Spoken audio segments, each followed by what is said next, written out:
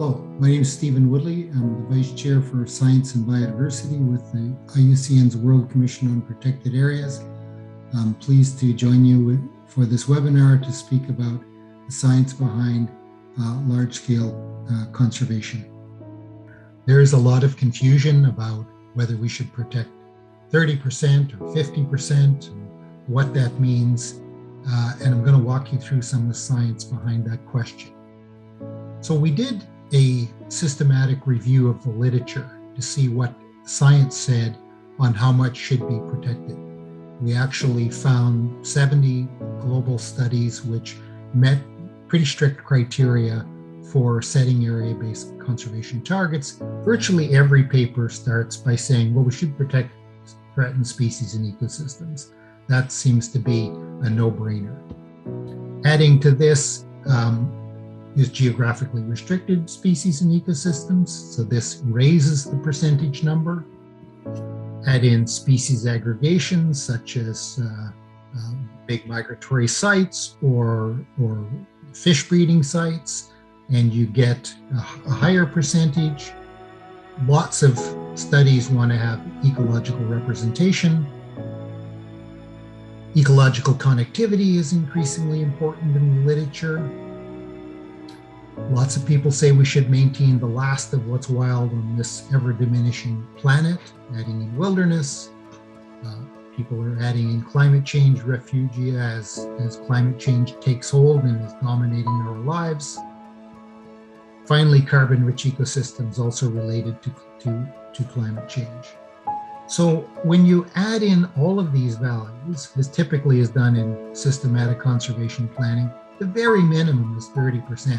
There's not a single paper in the literature which is less than 30%. Some of the values are incredibly high. They're up to 70 or 80%. And the average of those is 50%. The call to protect 50% is well-based in science. And having 30% in this version of the Global Biodiversity Framework is an absolute minimum of what we need to protect. The key messages out of that are this. It's not about a particular number, it's about the quality of these places. If we don't get the quality right, the number doesn't matter. These places have to be in the right places for biodiversity. There's huge efficiencies in doing that. They have to have effective management and they have to have equitable governance. These are bars that we have not achieved on land and sea yet. And we need to achieve them right across the board, whether it's protected areas or OECMs. We must work with indigenous and local communities. They're the stewards of much of the last remaining important areas on the planet. We have to support this governance type in protected and conserved areas. OECMs are the new kid on the block in terms of global conservation. There's a huge amount of confusion around OECMs, and we need to get that right. There's detailed IUCN guidance on this, and in fact, a whole range of other standards on what should count available on IUCN websites.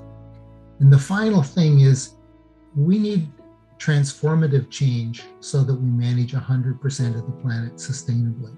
Protecting 30 or 50% is certainly a key part of the solution, but it can't be a solution in its own right.